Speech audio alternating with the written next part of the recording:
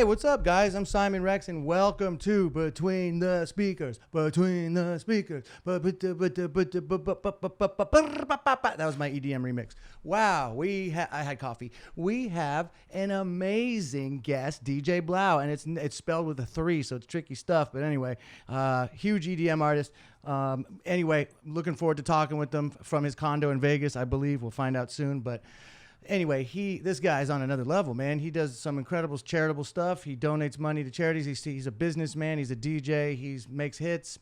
Let's find out what it's all about. What better guest to have on for a gosh dang, see, I didn't swear, a gosh dang podcast / TV show about video games and DJing. We got our guy, okay? So I'm looking forward to having him on. What's going on with you guys? Everything crispy? Are you guys being good little bandicoots? Are you guys being good boys and girls? Adults, children, animals? What are you? Who's watching this? It's interesting. I, myself, have a hard time watching the playback later, but I hope you guys are enjoying it because I'm having fun doing it. I'll tell you that much. I'm having fun making these shows, especially during a pandemic. What else are you going to do, right? I'll tell you this much. I tried quitting coffee. I lasted 1 month. I lasted a month without coffee. I segued into tea. Not that you guys give a shit. I swore. And not that you guys care, but I segued into tea for a little bit. Isaac, the engineer here, said he's recently off coffee. It's a drug, okay? I want you guys to know coffee is maybe the biggest drug in the world if you think about it. I mean, you see people lined up, people lined up in the morning like crackheads to get their coffee, myself included. How soon do you wake up and get your coffee? Is it the first thought in your head or is it cell phone? Who are you? Really ask yourself that. Who are you?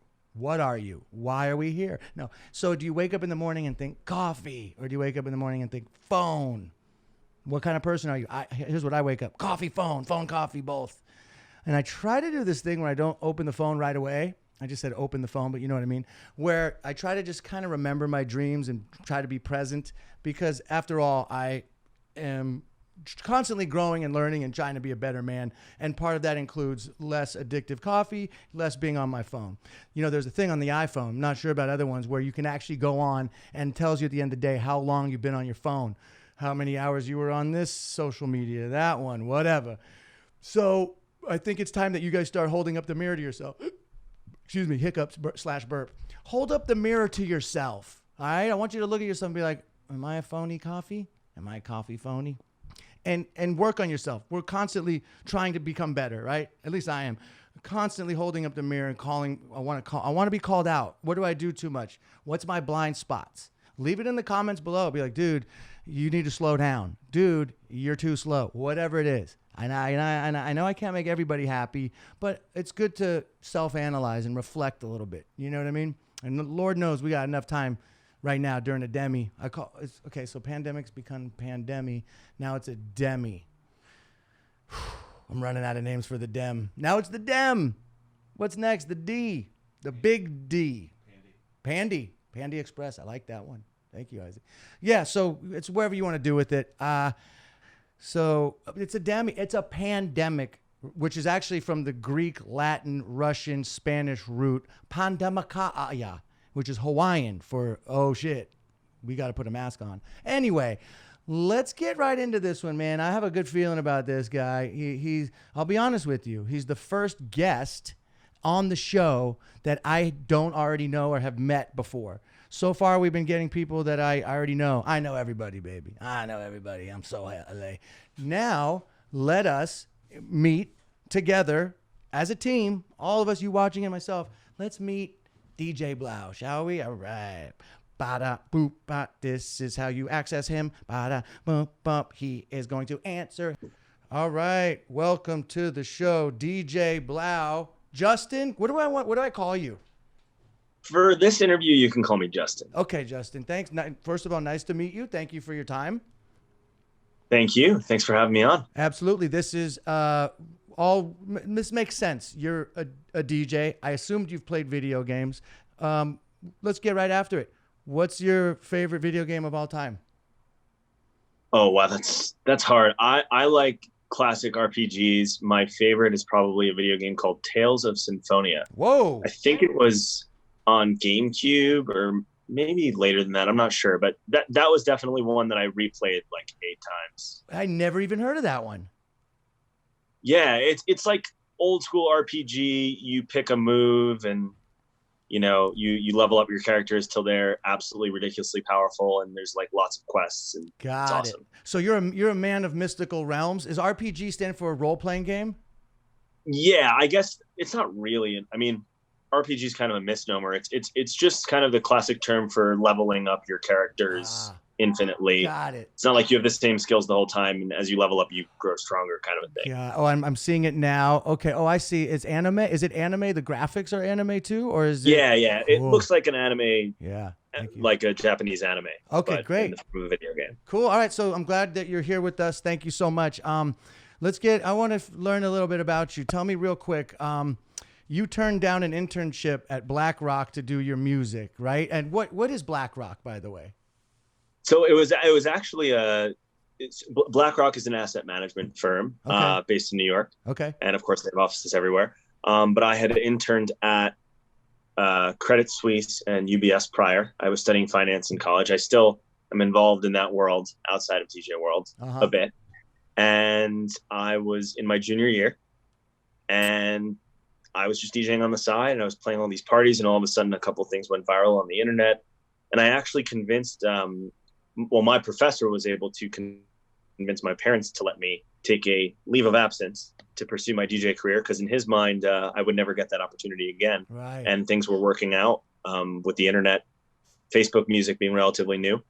And then it all began. So I left at the end of my junior year and started to pursue DJing full time. And 9 years later, here we are. Wow, that's such a Yeah, cool story. around the world. Yeah, yeah, that's such a cool story. I always like when I hear that an artist chooses the path of maybe what their vocation is. Not to say that finance wasn't like your calling, but I imagine you can still do financing on the side, but this seems like more fun. Definitely more entertaining. Yeah. But I'm still involved in both. I still love the financial world, and particularly I trade derivatives, index derivatives, and then I also love DJing. So Dude, you it all got it. works. That's a great setup you got. I'm really bad with numbers. I have a business manager that I pay a lot to do everything for me because I see numbers and I freak out. So I guess that's a different kind of brain. You have right side and left side brain, like artistic brain, business brain, right? But no athlete part of my body. So that's the sacrifice. Dude, you would have lasted 3 years as a pro athlete. So this is, the NFL stands for not for long. I think the average career is 3 years in the NFL. Not saying you would have Jeez. been football, but I could see you as a soccer player, tennis player. You have that look. I did play tennis for a time. Wasn't very good, but I tried. So you grew up in New York, moved to Vegas. Yes, sir. What's home? What do you consider home more? Are you in New I York? consider home Vegas. I moved to Vegas when I was 13, and I've spent more than half of my life now. I'm 29 now, so I've spent past 16 years based in Vegas, Cool. minus college. But I consider Vegas home. I think, my high school experience was an amazing experience in Vegas. I had incredible teachers that I still keep in touch with today. And that was really formative in my youth. And so that's why I would consider Vegas more home, because my education there was really important. That's great. That's cool, man. That's I kind of have a similar one. Like I just moved from San Francisco to like Oakland, which was like at the time was another universe going over that bridge. But my formative years were more in the East Bay because I moved when I was like 11. So you're right. Even though you're a New Yorker at heart, I think that's where Vegas is kind of where you came into your own. Yeah. Yeah, and look, before COVID, I was in New York at least 1 month, like 30 days of every year. Mhm. The city, I love New York City. Yeah. I'm very sad to see what's happening now, but when this is all over, I'll definitely be back there. My whole management team is based in New York, so Okay, so I know a lot of DJs I know are streaming from home, making money. Are you doing anything like that? I've always felt that the streaming experience, it feels the same every time. We did 3 free streams. I wouldn't want to charge my fans to watch something. It feels a little weird, but I think it's for a lot of people it makes sense. People that need to find new ways to survive in this COVID era.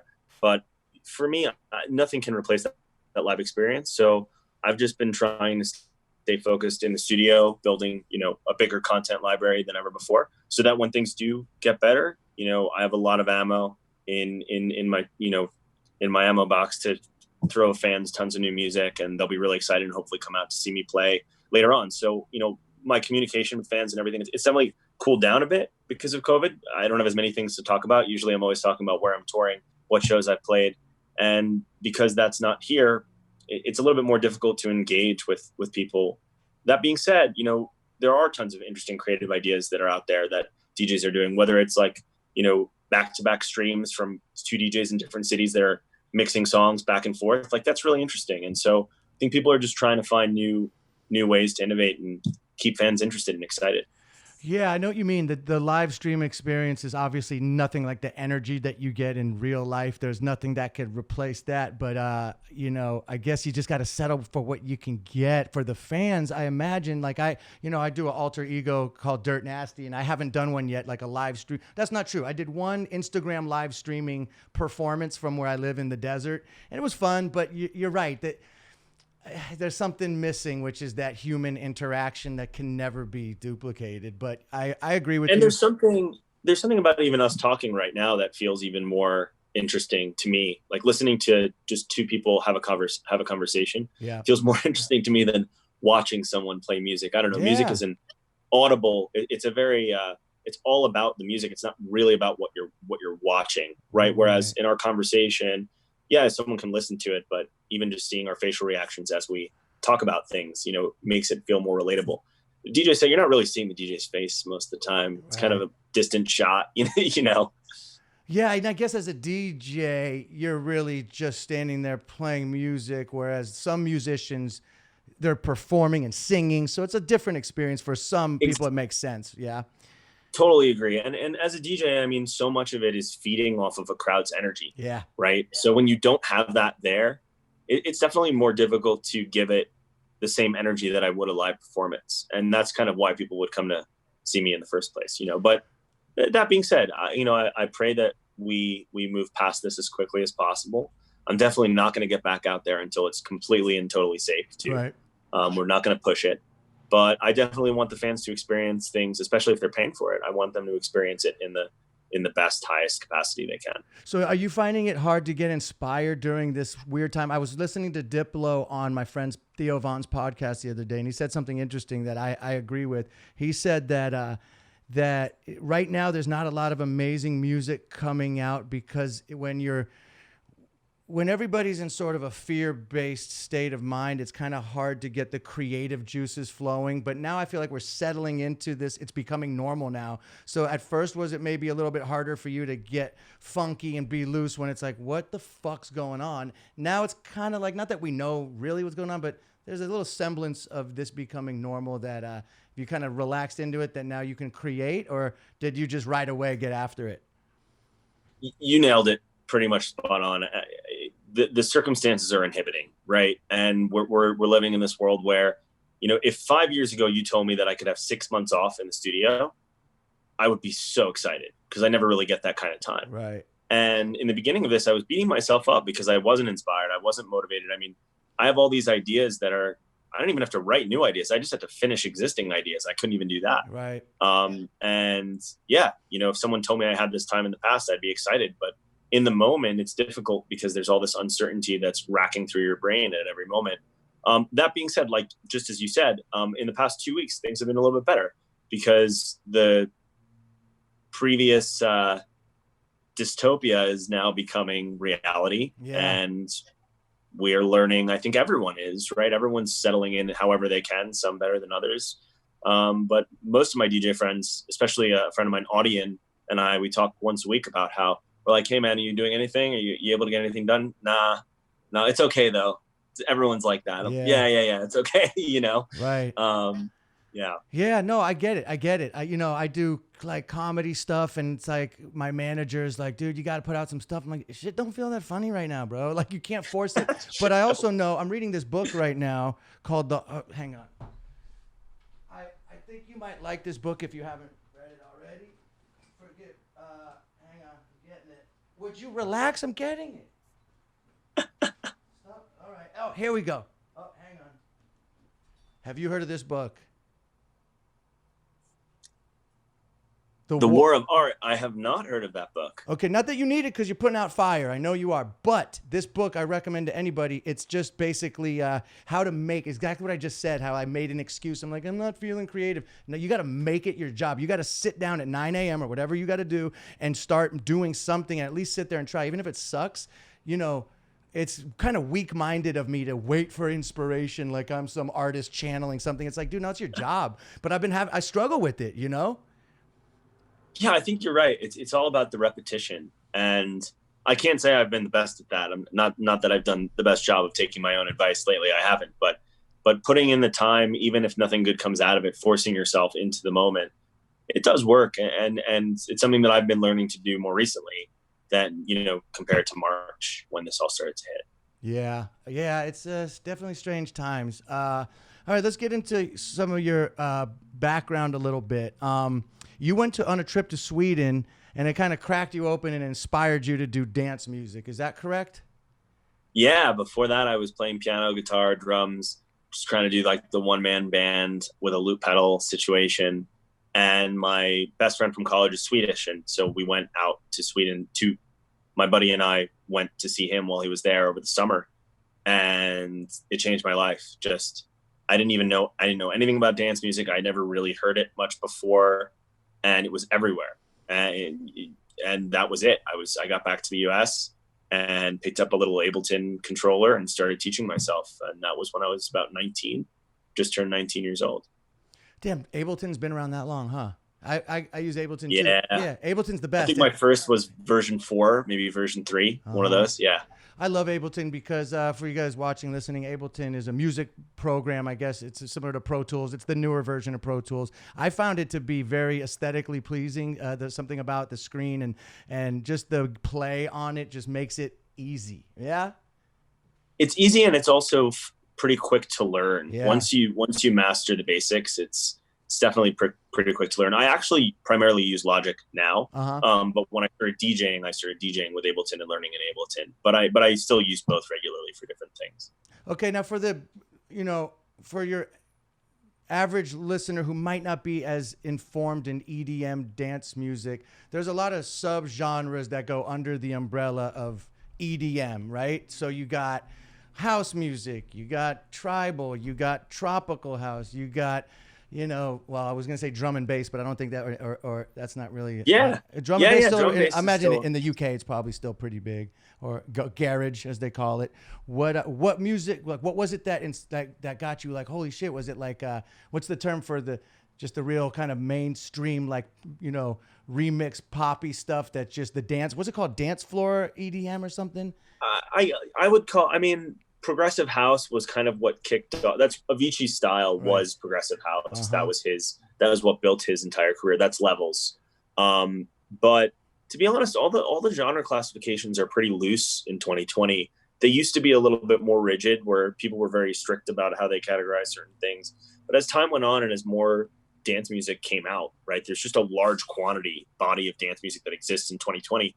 But in 2000, there just wasn't as much dance music out there, right? The barrier to entry for a bedroom producer, which I was at one point in time, that barrier to entry lowered pretty substantially as things like Ableton and all these softwares came out, and you can just make great sounding stuff from your computer. So, for me, yeah, progressive house was definitely the initial inspiration. But like you said, I mean, I've done drum and bass remixes. I've actually done 2 drum and bass remixes of my own songs. Now, am I the best drum and bass producer? Absolutely not. But I love it. Absolutely love it. And I play it. Even though most of my music isn't even close to drum and bass, I still enjoy it. And my sets are always kind of a mixture of everything. Okay, cool. Yeah. So, and I'm going to take it back. Nice. I'm just trying to eat more carrots. So real quick, and forgive the chewing, but I got to talk with my mouth full to interview you. You're good. Real quick. So you're a DJ who obviously this is something too for the average layman out there who might not understand. A lot of DJs produce their own music and spin it. You remix your own song as a different genre, right? No, because I know. Yeah, no. So that's a normal thing, or is that some DJs do that? No, it's definitely not normal. I did it twice. One was a collaboration I did with my buddy Audien, who I mentioned earlier. That song called Hot Water. It was already at drum and bass speed. The original version was already at the speed, but it was halftime. So doing a remix and making it double time, not that difficult. Didn't have to change much, just the basic structure. And same with the other song that I did. It was one of the songs on my album called Star-Crossed. It was kind of a slow indie dance track that I wanted to turn into something a little bit more energetic for the club. A lot of DJs will remix their own songs that they play live, but they'll never release them to the public. Like they'll do little edits and things that are special just for the live show. So only the fans that come see them perform will ever get to hear it. But I think it's becoming more and more popular of DJs to release remixes of their own stuff. It's definitely happening more now than it was 5 years ago. Right. Interesting. Yeah, that's I guess it would kind of make the song fun for you again. Excuse me, I'm choking on a carrot. It's not COVID. I just got my third test and I'm okay. Oh, have you gotten a COVID test? How are you doing with that? Yes. So funny enough, I was traveling in Asia at the end of last year and Me had too. terrible pneumonia in January. Ooh. And later on expected that it was COVID, but then I took the antibody tests and I was negative. Okay. So it was the blood one. So I think it was the good one. But I've not been actually formally COVID tested yet. I also, some of my other family members who I've been with every day have been and tested negative. So I haven't really been out of the house. I've maybe seen max 10 other human beings in the past 3 months. So I've been pretty hardcore on the quarantine. Good for in you. fact, I drove up from Vegas to Utah yesterday for 6 hours, happy to do the drive instead of flying. So I've been pretty strict and thus maybe a little bit less worried. You're more responsible than I am. I've definitely been taking it serious, but I find myself falling into these patterns of like, we kind of, I think as a whole, we all went into this denial phase where reopening happened, even though it felt weird. Like when all this reopening, I don't know, you're in Vegas now, right? Yeah. Yeah. I'm in Utah now, but I was in Vegas yesterday. Oh yeah. I could tell by the fireplace. It's very Utah-ian. Yeah. Oh yeah. Yeah. Are you in a is that your home or do you rent a place there, Airbnb? It's my parents have a place up here. Oh, cool. So my family's actually been quarantined up here for a while. I went back to Vegas and then came back here just to get some work done in the past week. But I've been spending a lot of time up here. It's beautiful. The weather, Vegas is 114 degrees today. No thanks. No thanks. It's 90 here or 87 here. Way more manageable. Yeah. Excuse me, carrot, not COVID. Excuse me. I recently, and mind you, this is a conversation as much as it is an interview. I don't want you to walk away saying, "Oh, he kept talking about himself." I like to just lob it back and forth and get to know someone. So this isn't some strict interview. It's more. I love the podcast format. Yeah, right. This is great. You called it. It is like more interesting, I think, to watch people have a conversation and get to like people that are your fans. This is way more. I imagine they want to get to know you, right, and see what you're like and see what your parents' house is like. I don't really talk too much. I don't talk too much about personal life on social. Something that I'm working on now, given the environment. I like to be a relatively private person, but it's easier to talk about it with someone else on camera than just talking about it yourself, right? Like if I were to just like take a video talking about myself, that's super freaking weird. Yeah, right? It is weird. But talking to you about it makes it feel a little bit more natural. That's why I'm here, baby. That's why I'm here. Okay, so Ableton, Sweden. And then you were on the debate team in school. I always wanted to learn that skill because debate. Do you apply that in real life ever? Because that's something I wish I had learned. I get too emotional and worked up, and I'm not good at confrontation. I would love to be equanimous and be able to have but I get upset sometimes. What's the secret? Give me the 101 lesson. Really? Well, so the 101 is don't be emotional about any argument. That's the 101. Because the reality is no matter what you think, and people, again, this is not something I broadcast, but I really don't have any strong, well, I should say all my opinions are strong, but very loosely held in the sense that if someone can prove something wrong, I will immediately change my mind and admit, oh, I was wrong about X, Y, or Z. Bravo. It's just like it's programmed into me from my years in debate.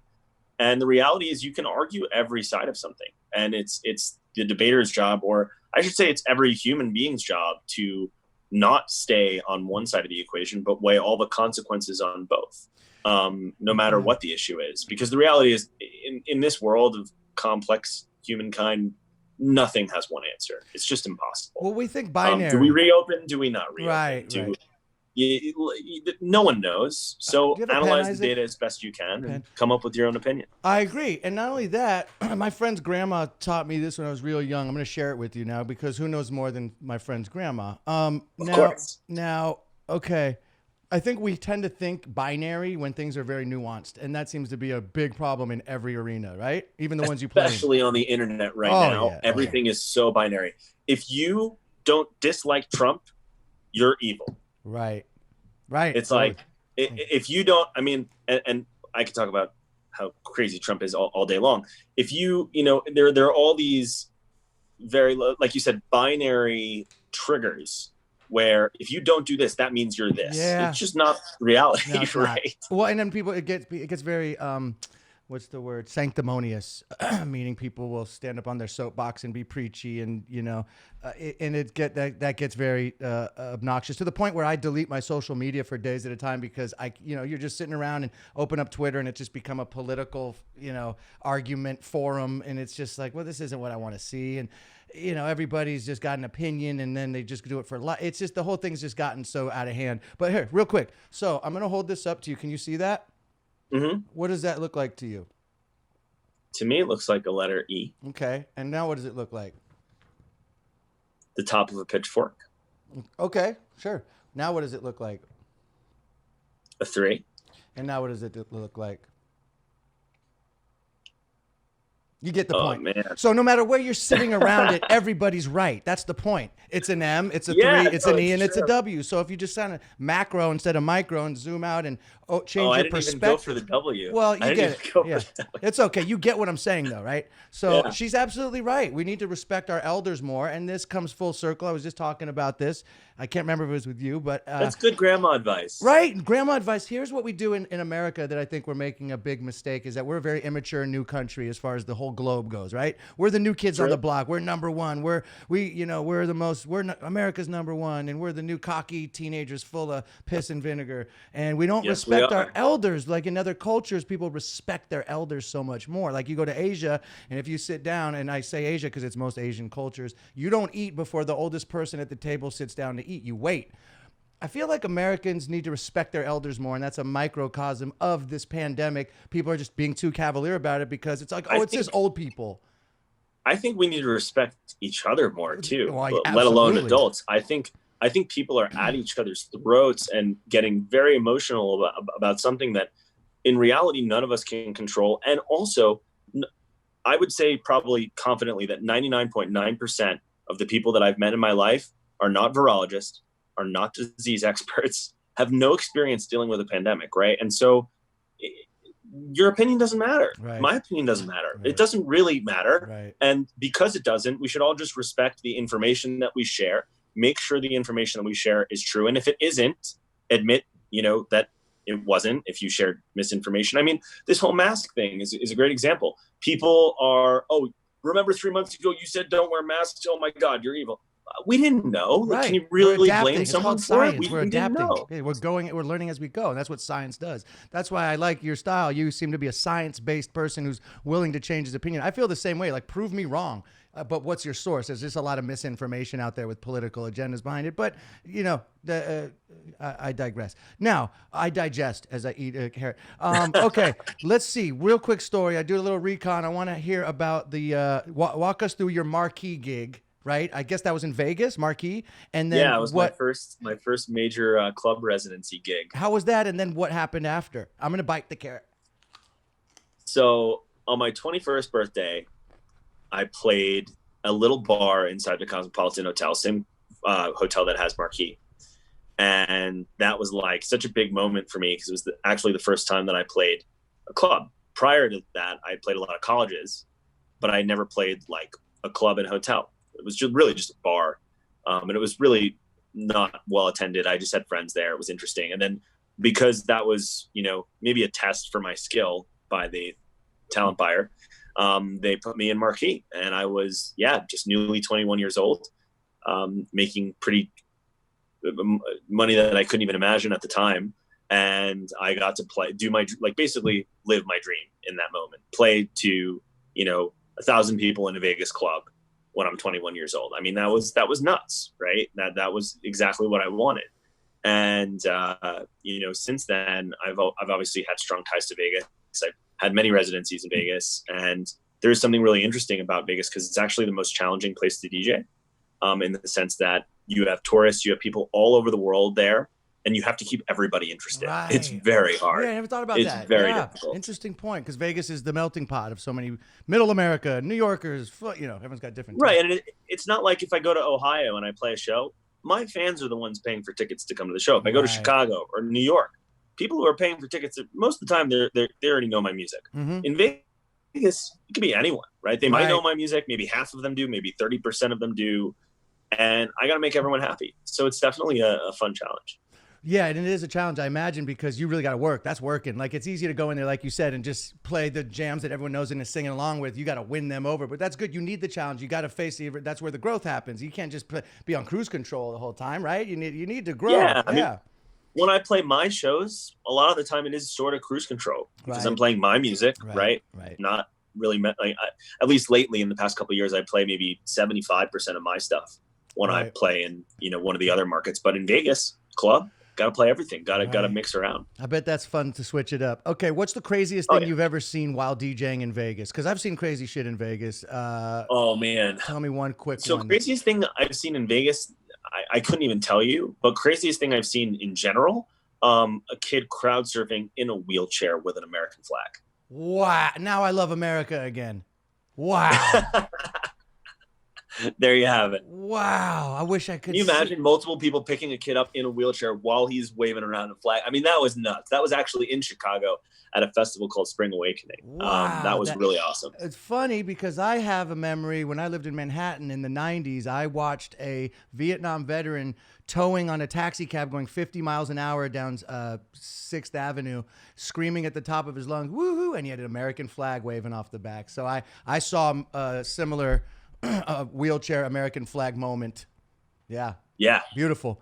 Yeah. I think that's probably the craziest. That's pretty nuts. Oh wait, in the there sense it is. Of rare. I'm looking at a photo of it. Wow, Isaac just pulled up a photo of it. That kid is awesome. Good for him, man. Good for him. Let's see what else. I'm gonna get a couple more questions, and then I'm gonna show you a clip of this video game, and we'll send you a copy so you could, again, lighten up and just have fun. This game is basically mixing and mashing up different. Like, you take the part from one song, you take the vocals from LMFAO and mix it with Old Town Road. Now, for somebody like you, piece of cake, but for people like me and a lot of the viewers, hey, that's where I started. That's where I started. Doing what? So. Doing what? Just making mashups. Oh yeah. So okay, tell me. That's how my whole career started. Tell me? Can you describe for me and the viewers what's a mashup compared to just DJing? So DJing is technically mixing from song to song, sometimes mixing two together at once, but most of the time it's in sequence. Uh-huh. A mashup is multiple songs mixed in one, usually pre-recorded. So not, some people do mashups live, but a lot of the time it's like multiple vocals and two beats all mixed up in 3 minutes, edited in software like Ableton. Right. Got it. Okay. So, and that's in itself, I think, also for people who, it's almost like pattern recognition. When you see your audience recognize something, they get on board a little quicker than playing something new. So to take elements from different songs, you kind of are incorporating the audience into being on board with you. Like, oh, no way, he mixed. Their brain kind of catches it. You nailed it. Yeah. I couldn't have said it better myself. Right. It's because people want, it's like same with stand-up comedy. Like, what's up with these peanuts on an airplane? Yeah, that's what's up with it's like the familiarity thing gets triggered. So it's part of just like familiarity. The limbic brain just gets triggered somewhere in between the prefrontal cortex and the lizard brain. Anyway, we won't get too deep into that. All right. You know what? Isaac, it's time. Can we show him a clip? We're going to show you now a clip of the game. Can you see that? I can see that. So check it out. So basically, this is your world. You're used to this. You're used to dancing sexy bodies in the summertime, which I know you're missing right now. And but from your living room, you get to be a DJ and do mix and mash, pull the parts from, what does it look like? I mean, right there we got Dua Lipa, Pitbull, Panic at the Disco, Nelly. You get to pull, these amazing songs that you're familiar with and mash them up. Pretty cool, right? That is pretty cool. Yeah. Is it mobile? Is it a mobile game? Good question. It may end up there. Initially, the game's not out yet. Initially, well, it depends on when you watch this. It's middle of summer. It's coming out soon. Initially, I believe it's just going to be a home game similar to Guitar Hero, Rock Band, where it's sort of a social living room type situation, Got you. Yeah, dude. So yeah, I'll send you a copy and. Well, it basically looks like my shows, but animated. So I'm into it. There well, now you could, since you're missing this, because look at that. That looks magical. What festival does that look like? Oh, real quick, I have ADHD. Do you ever go to Burning Man or play Burning Man? I have never been, nor have I played, but this might have been the year that I was going to do it. So maybe next year. This makes me really upset because I know everyone's upset by that. It's a big I think one. It's very hard for me to go to a festival. Like I like being in the crowd at a festival that I'm already at, but Right. any free time that I have, I definitely stay at home. It's an unfortunate habit, but when you travel a lot, and I've done maybe over 800 in my life or something like that. We froze a little at the end, but I'm picking up what you're putting down. Basically, you're a homebody. You are a homebody, and so you like to stay home. So this quarantine, I think it's almost like you're built for this. This is easy for you to stay home and hibernate and work on music. Yeah.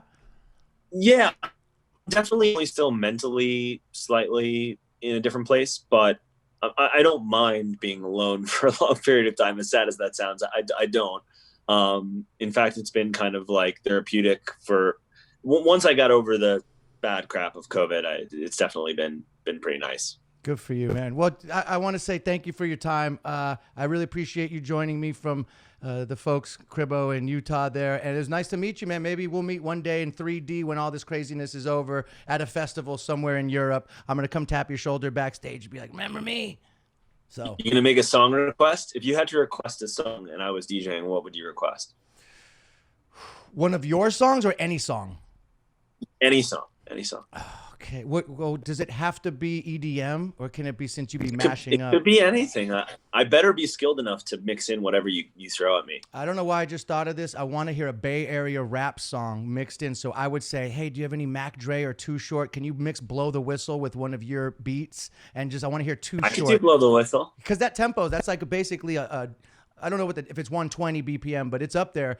Because I notice a lot of EDM DJs can slip that one in, and it just I like vocals. I like to sing along with something. That familiar brain, baby. Of course. Yeah. So 100%. That and I know a lot of DJs that I know hate the request. So thank you for giving me the green light on the request. I'll take that. I'll take you up on that. It's a challenge. I love it. It's another challenge. If you can do it successfully, if you do it successfully, that one person who asked, you wow them.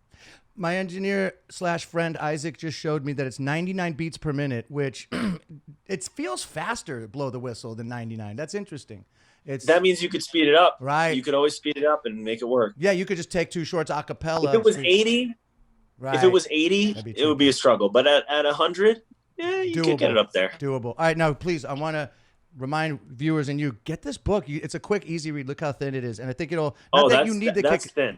It's thin. It's not. You don't need the inspiration. You're an inspired young man, but it's my recommendation. I love a good read. I will definitely pick it up. Thank you so much for your time. I appreciate you, brother. Have a good one, and awesome. Like I said, I'll see you somewhere in Europe one day. All right. Yes, pleasure to meet you, man. You too, brother. Bye. Peace.